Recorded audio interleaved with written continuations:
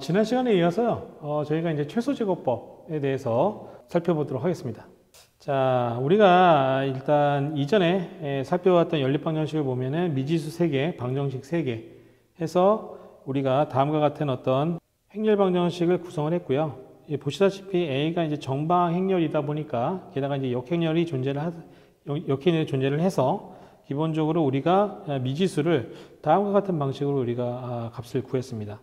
그래서 여기 보시는 바와 같이 x1이 마이너스 0.4, x2가 20, x3가 마이너스 20 이런 어떤 결과물을 얻었어요. 자, 근데 다른 한 분, 지금 이제 3명에 대한 어떤 데이터가 있었는데 다른 한 분에 대한 어떤 추가적인 데이터를 확보했다고 가정을 한번 해볼게요. 자, 그럼 어떻게 되죠? 이제 방정식이 원래 3개였는데 방정식 4개를 구성할 수가 있게 됩니다. 예를 들면 이제 마지막 분에 대해서는 50x1 더하기 5x2 더하기 x3 이거는 72와 같다라고 하는 또 다른 어떤 방정식을 우리가 정의를 할 수가 있고 이를 지금 기존에 있는 선형 연립 방정식에 이제 추가를 하게 됩니다. 자, 그러면 어떻게 돼야 될까요? 자, A는 지금 4바이 3 행렬, 정방 행렬이 아니게 되죠. 뭐 어찌됐든. 자, 결국은 이제 우리가 이제 이런 어떤 선형 연립 방정식이 이제 존재하는 상황에서 자, 우리가 요 앞에 3개의 어떤 방정식을 만족하는 그러한 어떤 문제를 풀어서 나온 결과물인 마이너스 0.4, 20, 마이너스 20을 한번 대입을 한번 해볼게요. 대입을 한번 해보면 어떻게 될까요? 자, 요 x1 즉 마이너스 0.4, 20, 마이너스 20은 첫 3개의 방정식에 대해서는 기본적으로 다 만족을 하게 됩니다. 즉 좌변에 있는 값과 우변에 있는 값은 같죠. 자, 근데 이거는 마지막 방정식에다 대입을 해보면 좌변에 있는 값은 60이 나옵니다. 즉 여기다가 마이너스 0.4, 그 다음에 여기다가 20, 여기다가 마이너스 20을 대입해서 문제를 풀면 좌변은 얼마가 나온다? 60이 나오는데 우변은 72가 나옵니다. 자, 그러면 어떻게 보면 자, 좌변이 의미하는 바는 뭐냐면요. 우리가 가지고 있는 어떤 사람, 개인의 어떤 몸무게, 키, 흡연을 가지고 우리가 어떻게 보면은 이 X라고 있는 값을 가지고 수명에 어떤 영향을 미치는지를 수명이 어떻게 나오게 될지를 추정을 하는 어떤 추정을 하는 함수라고 볼 수가 있는 거고요. 여기는 추정이고요. 그렇죠? 자, 여기는 실제 결과입니다. 자, 그랬을 때 지금 첫 3개 방정식을 가지고 추정한 x1, x2, x3를 가지고 3번 마지막 분에 있는 정보를 이 마지막 정보 이 3개를 만족하는 x1, x3를 가지고 마지막 분에 있는 어떤 정보를 가지고 수명을 추정했더니 추정치가 60이고요. 근데 이분의 실제 수명은 72였어요. 그럼 차이가 얼마큼입니까? 12만큼의 차이가 발생합니다. 어쨌든 자, 요 3개는 당연히 100% 만족하겠지만 자, 이 3개를 가지고 추정한 결과를 가지고 네 번째 걸 추정했더니 약간의 차이가 존재를 하게 되죠. 자, 그러면 첫 번째 x1은 요 첫 3개의 방정식을 가지고 풀었던 어떤 결과물이라고 볼 수가 있고요.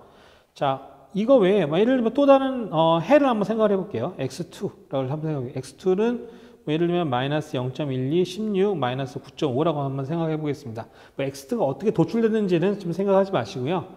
자, x1 우리가 여태까지 봤던 x1은 첫 3개 방정식을 만족을 하는 그런 어떤 x1, x2, x3이라고 보시면 될 것 같고요. x2는 뭐 어떤 방식을 통해서 도출된 또 다른 해라고 생각하시면 될 것 같습니다. 자, 얘를 대입을 해봤더니 지금 이 x2를 가지고 각각의 그 사람별의 어떤 수명을 추정한 결과물은 다음과 같게 같습니다. 그리고 실제 나이는 이렇게 주어져 있죠. 자, 이게 보시면 자, 위에 같은 경우에는 첫 3개에 대해서는 다 100% 좌변과 우변이 합치하지만 마지막 같은 경우에는 좀 약간 괴리가 큽니다. 좌변과 우변의 차이가. 그 다음에 X2 같은 경우에는 당연히 이거는 방정식을 100% 만족해서 만족하는 해는 아니니까 자, 각각의 개인별로 다 조금씩 차이가 존재를 합니다. 실제로 추정한 것과 이 값을 가지고 수명을 추정한 결과와 실제 나이 간에는 분명히 약간의 차이가 존재를 합니다. 자, 그러면 이제 우리가 이제 판단을 해봐야 되겠죠. 자, X1이 좋은 해야? 아니면 X2가 더 좋은 해야? X1은 일부에 대해서는 100% 만족하지만 한쪽에 대해서 나머지 부분에 대해서는 좀 약간의 더 추정치와 실제 값과의 어떤 괴리가 크고, 두 번째 X2라고 제시된 이 해는 지금 모든 경우에 대해서 정확하게 나이를 추정을 못하고는 있지만 어찌됐든 그 개별 간의 어떤 차이를 봤을 때 이렇게 차이가 생각보다 이렇게 크지는 않습니다. 자, 근데 그러면 뭐 X1이 좋은 거야? X2가 좋은 거야? 여러분들 좀 결정을 하셔야 될 거 아니에요? 그럼 이제 그걸 하기 위한 어떤 기준이 필요합니다. 그래서 보통은 이제 뭐 우리가 이제 머신러닝이나 이런 어떤 방식에서는 실제로 이제 예측치와 예측을 하는 추정치와 그다음에 실제 간의 어떤 차이를 보통 이제 잔차라고 얘기를 하는데, 어떤 해의 좋고 나쁨 비교할 때는 우리가 일반적으로 쓰는 그 기준은 그런 어떤 잔차, 오차들의 제곱합을 기준으로 해서 오차들의 제곱합이 적으면 일반적으로 더 좋은 해다라고 이야기를 보통 해요. 자, 그랬을 때 한번 생각을 해볼게요. 그러면 이제 그 관점에서 오차 제곱합이라고 하는 기준으로 한번 생각을 해볼게요. 자, 보시면 첫 번째 X1에 대해서 오차 제곱합에다가 이제 스퀘어 루트를 취하는, 뭐 이거 스퀘어 루트를 취하나 안 취하나 사실은 오차 제곱합 기준으로 우리는 이제 우위를 비교하는 거니까, 좋고 나쁨을 비교하는 거니까 여기다 스퀘어 루트를 씌우더라도 우선순위 자체가 바뀌지 않습니다. 어찌됐든 X1이라고 하는 요 X 값을 가지고 이 잔차 제곱합, 오차 제곱합을 계산해 봤더니 오차 제곱합의 루트를 취한 값은 12가 나옵니다. 근데 X2 각각의 경우에서 추정치와 실측치 간의 어떤 괴리가 발생하는데 이들 간의 어떤 잔차 제곱합, 오차 제곱합을 계산해서 스퀘어 루트를 취했더니 9.549가 나와요. 그러면 오차 제곱합이라는 기준으로 봤을 때 X1이 좋은 해인가요? X2가 좋은 해인가요? 기본적으로 오차들의 제곱합이 작으면 작을수록 우리는 좋은 해, 좋은 근사해라고 이야기를 할 거기 때문에요. 기본적으로 만약에 X1과 X2 두 개 중에 어떤 해가 더 좋은 근사해냐, 오차 제곱합이라는 기준으로 봤을 때는 X2라고 하는 해가 X1에 비해서는 좀 더 나은 해라고 말씀드릴 수가 있습니다. 자, 그래서 이 최소 제곱 문제라고 하는 거는 이제 정의를 하기로는 여기 실제와 그 다음에 이제 추정치 간의 차이인 이런 어떤 오차, 잔차들의 제곱합을 최소화하는 x를 찾는 문제로서 최소 제곱 문제, 리스트 스퀘어 프로블럼이라는 것이 정의가 됩니다.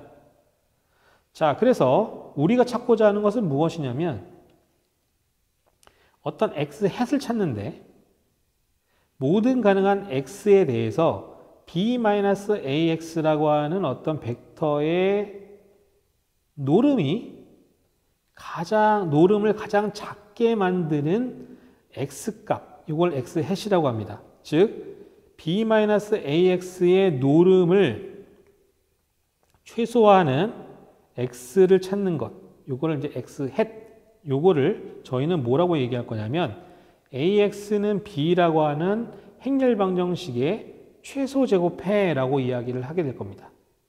즉 b-ax, 즉 실측치와 어떤 추정치 간의 이 차이에 대한 제곱합을 최소화하는 그러한 어떤 해를 ax는 b라고 하는 어떤 과결정 시스템에서의 어떤 그 방정식의 최적의 근사해라고 우리가 부르겠다라고 하는 것입니다. 근데 왜 우리가 b-ax를 기준으로 설명을 하는 것인지 다음 슬라이드에서 좀 더 자세하게 좀 설명을 드려보도록 하겠습니다. 자, 이 개념을 우리가 어떻게 좀 바라보셔야 되냐면, 자, 기본적으로 우리가 최적의 근사회를 찾는 게 목적이에요. 최적의 근사회를 찾는 게 목적입니다. 자, 보시는 바와 같이 여기 AX는 B라고 하는 건데요. 우리가 지금 어떤 상황, 기본적으로 우리가 가지고 있는 기본적인 개념은 여기 A의 열 벡터들의 부분 공간인 A의 컬럼 스페이스가 있습니다. 다 기억하실 거예요. 열 공간, 컬럼 스페이스라고 하는 것은 A의 열 벡터들의 모든 가능한 선형 결합의 어떤 집합을 컬럼 스페이스라고 이야기를 하고 얘가 부분 공간입니다. 자, 기본적으로 우리는 B는 이 A의 컬럼 스페이스에 포함이 되어 있지 않다라고 가정을 하는 거예요.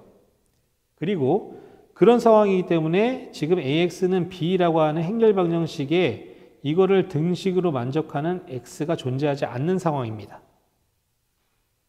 자, B가 A의 컬럼 스페이스에 포함이 되면 해는 존재하기 때문에 우리가 지금 이런 논의를 할 이유가 전혀 없고요.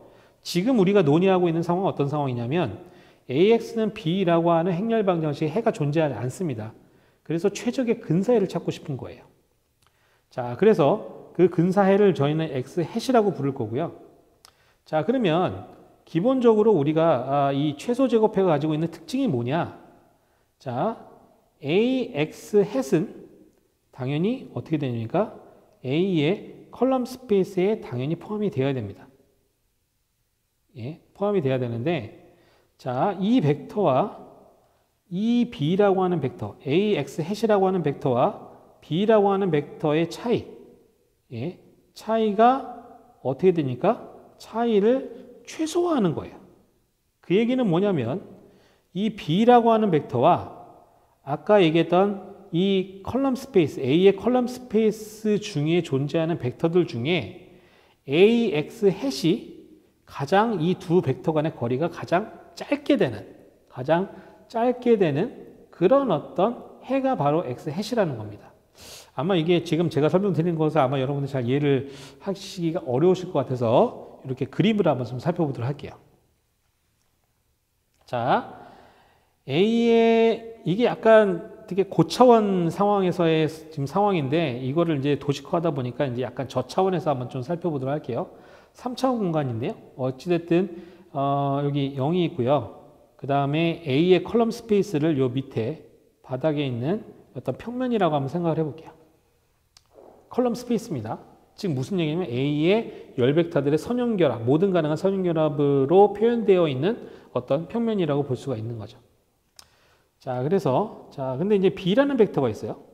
자, 이제 B라는 벡터가 있고요. 자, 그러면 우리가 이제 근사해를 찾고 싶은 거예요.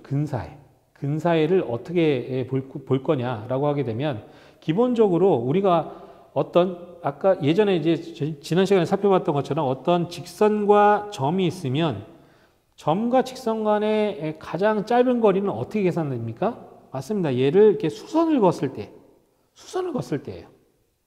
그럼 예를 들면 동일한 논리로 이렇게 평면이 있고요. 점이 있어요.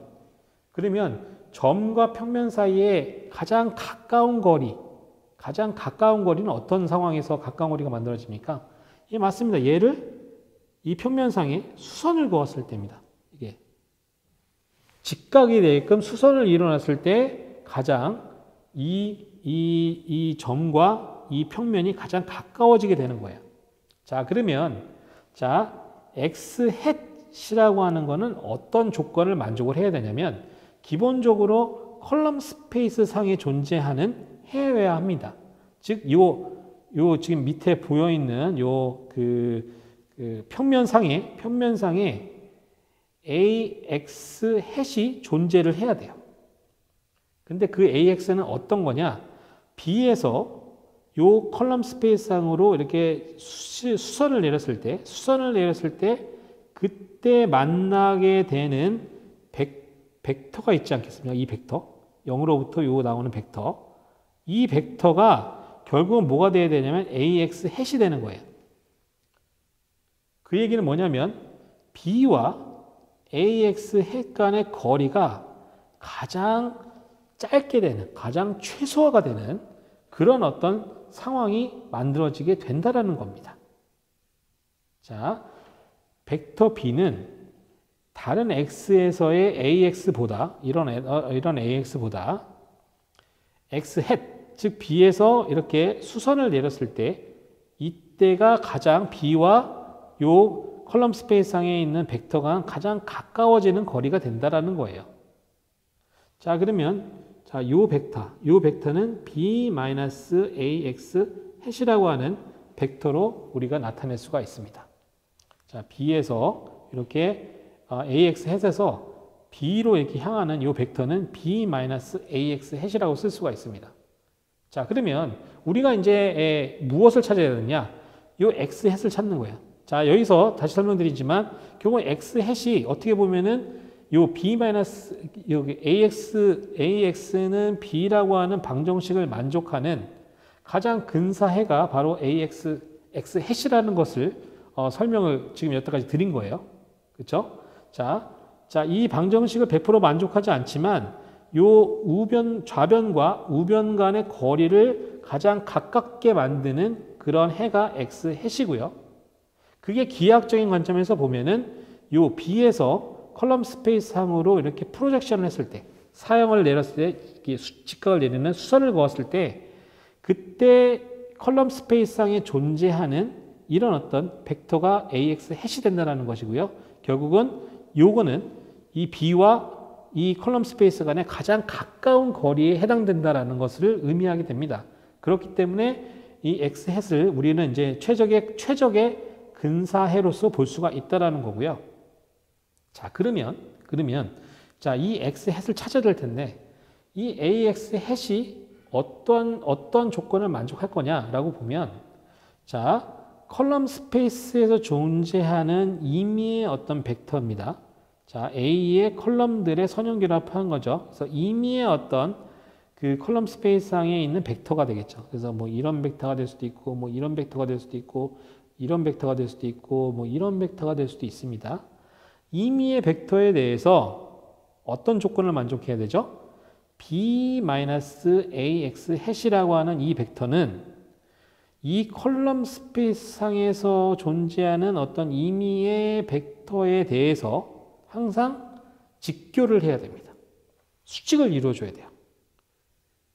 그렇죠? 왜? B에서 이렇게 컬럼 스페이스 상으로 이렇게 수선을 그어서 만들어진 게 AX 햇이기 때문입니다. 그럼 B-AX 햇은 당연히 A의 컬럼 스페이스와 이렇게 수직을 이루게 되겠죠. 그 얘기인 즉슨 컬럼 스페이스에서 존재하는 임의의 벡터에 대해서 B-AX 햇은 수직을 이룬다. 직교한다. 이런 어떤 성질을 만족하는 해가 X햇이 가지고 있는 성질이라고 볼 수가 있습니다. 그럼 이 성질을 이용을 해야 됩니다. 근데 이거는 임의의 X에 대해서 항상 성립해야 돼요. 자, 그럼 임의의 X에 대해서 이 조건이 항상 성립을 하려면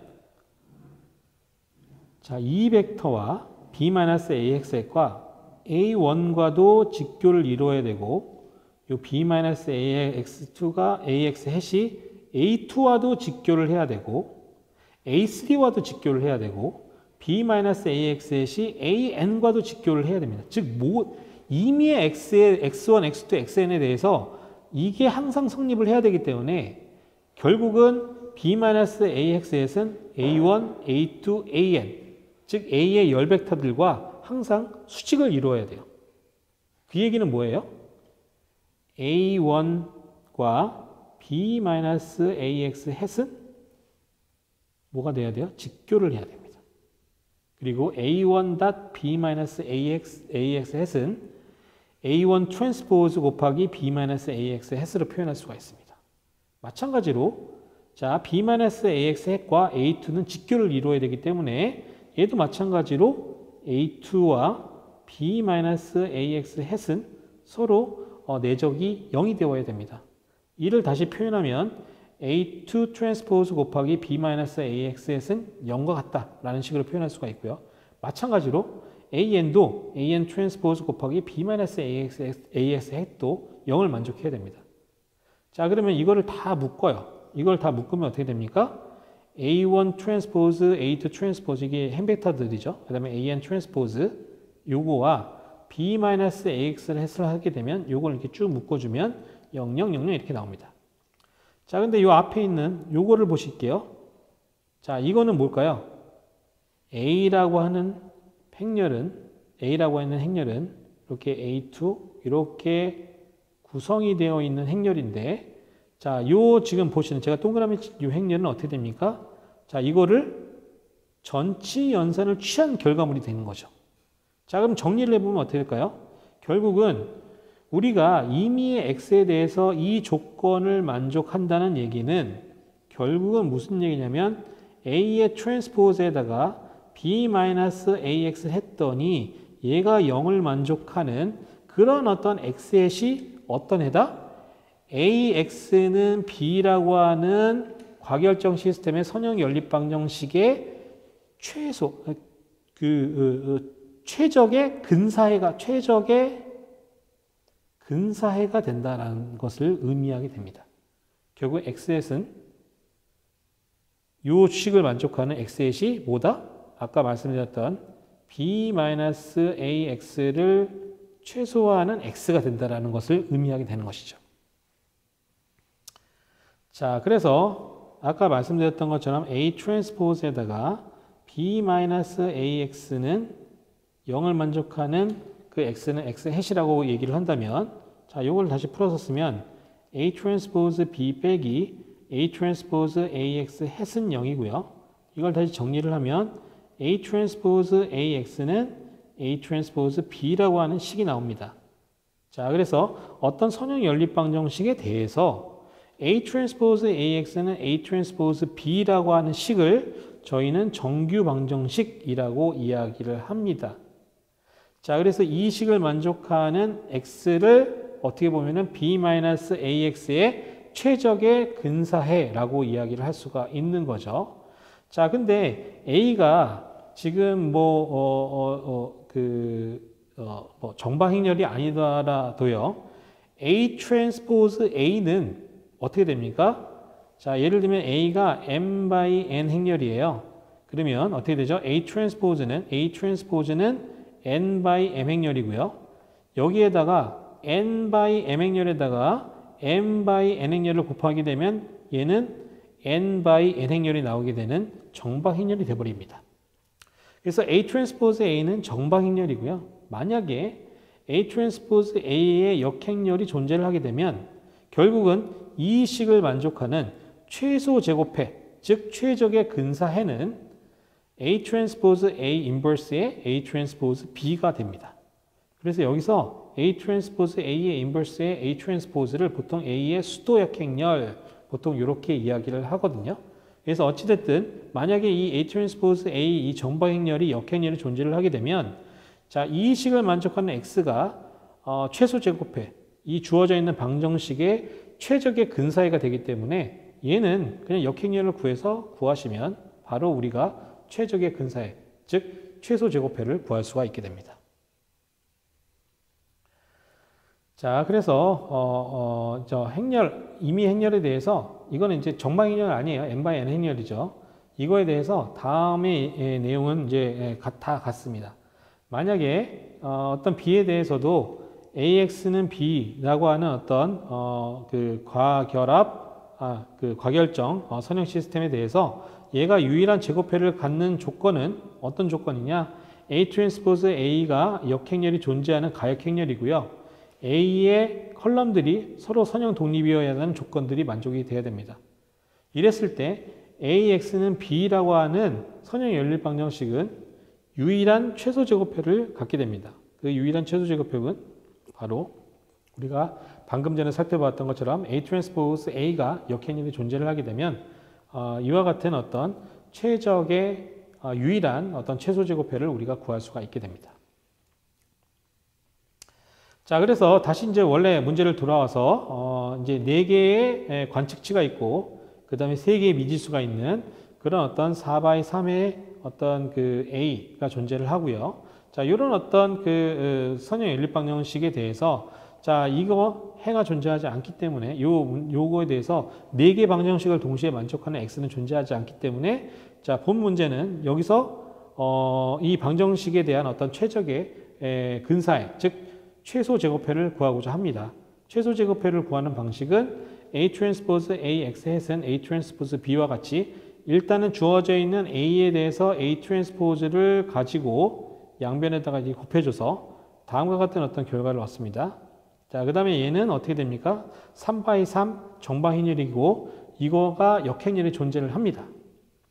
그래서 이 행렬의 역행렬을 적용을 해서 자, 저기 A 트랜스포즈 B, A 트랜스포즈 B를 이렇게 곱했더니 결국은 요와 같은 x1은 마이너스 1.5, x2는 16.5, x3는 마이너스 10. 자, 이와 같은 어떤 최적의 근사이를 4개의 관측치로부터 우리가 구할 수가 있게 되고요. 이를 통해서 우리가 수명이라고 하는 것은 마이너스 0.15의 무게, 그 다음에 16.5의 키, 그 다음에 마이너스 10.83의 흡연 여부. 자, 이런 어떤 관계식을 통해서 우리가 4개의 업저베이션을 기준으로 우리가 수명을 추정할 수 있는 어떤 일련의 추정식을 우리가 최소 제곱해 기준으로 도출을 할 수가 있습니다. 자, 이것으로서 이제 간단하게 이제 최소 제곱합에 대해서 설명드렸고요. 우리가 이제 이 프로젝션에 대해서 좀 설명을 드린 김에 여러분들이 나중에 이제 그 비지도 학습 중에 이게 차원 축소 기법으로 여러분들이 배우시게 되는 이 PCA라고 하는 방법론이 있습니다. 그 PCA라고 하는 방법론은 기본적으로 우리가 연산을 하기 위해서는 어떤 직선상에 이 주어져 있는 어떤 데이터를 직선상에 이제 프로젝션을 해야 되는 이런 상황들이 발생을 하거든요. 그래서 요거에 대한 개념들을 여러분들이 이제 PCA를 나중에 혹시라도 공부를 하실 때 지금 요 개념들을 좀 설명해서 여러분들이 받아들이시면 좀 더 이해가 쉬울 것 같아서 슬라이드 하나를 더 추가를 했습니다. 그래서 이제 오토고널 프로젝션이라고 해서 직교 정사형에 대한 부분에 대해서 좀 설명을 드리도록 하겠습니다.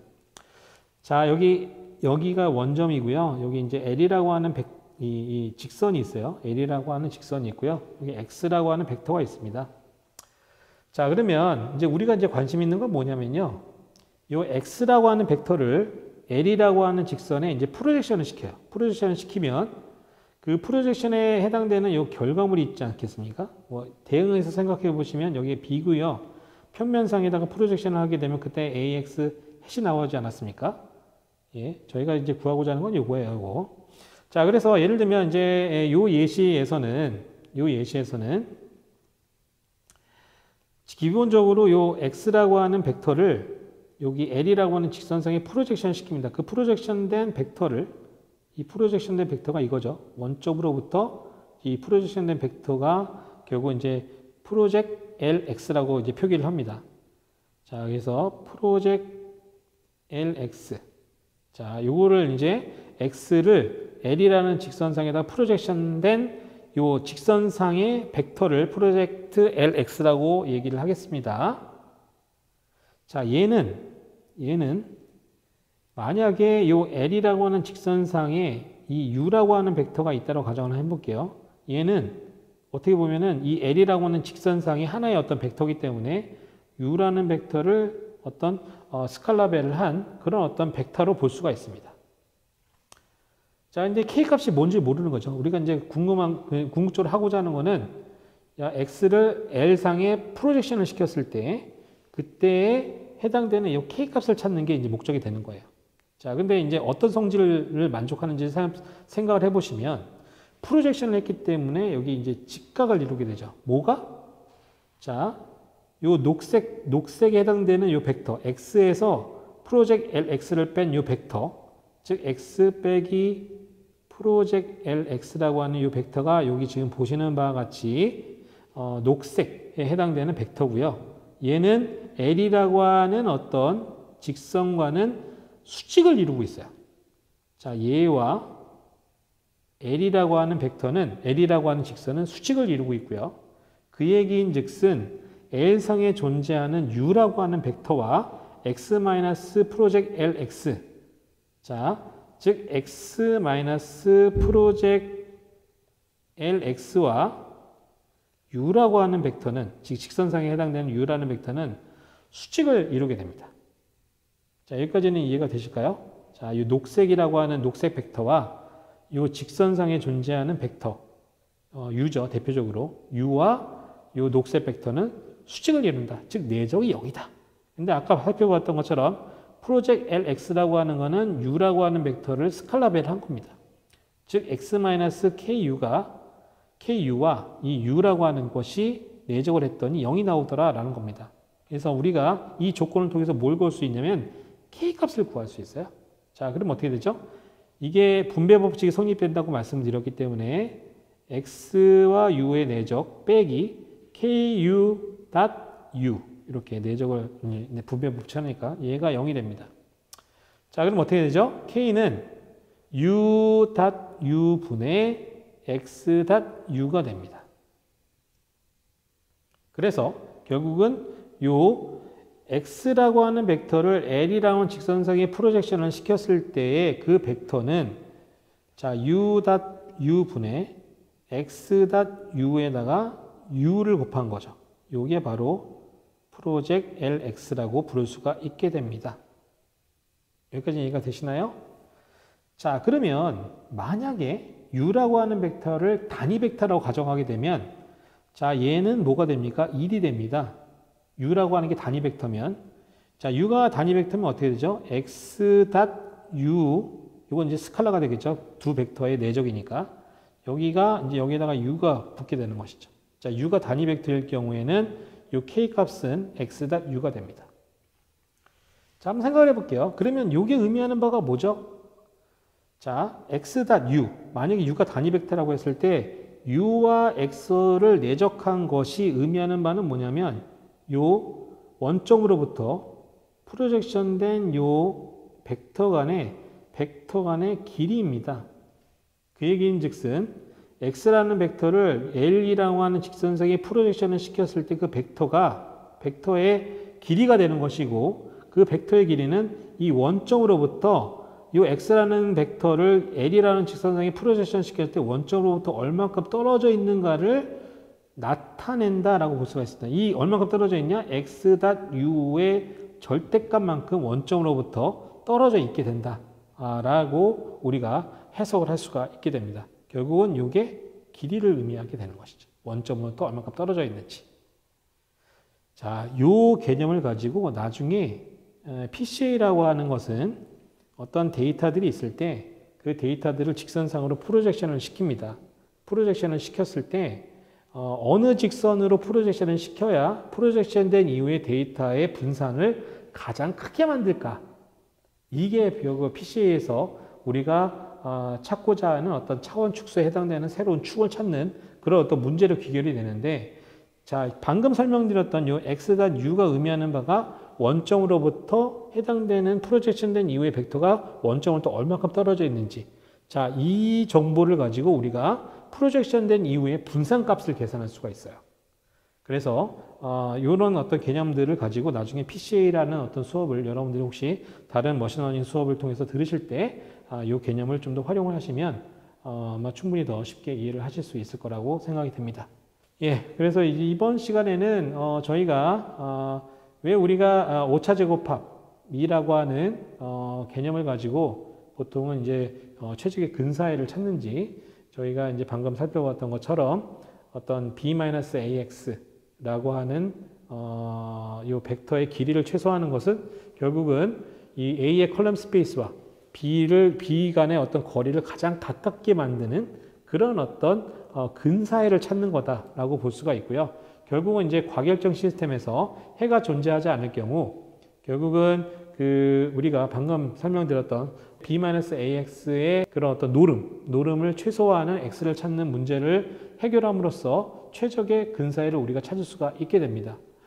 그 방법에 대해서 우리가 여러 가지 살펴봤던 방법을 통해서 여러 가지 방법을 통해 이 내적의 성질을 활용을 해서 우리가 소위 말하는 정규 방정식이라고 하는 방정식을 도출을 했고 이 방정식을 통해서 우리가 이 AX는 B와 같다라는 어떤 방정식의 최적의 어떤 근사의 최소 제곱회를 우리가 도출해낼 수가 있었습니다.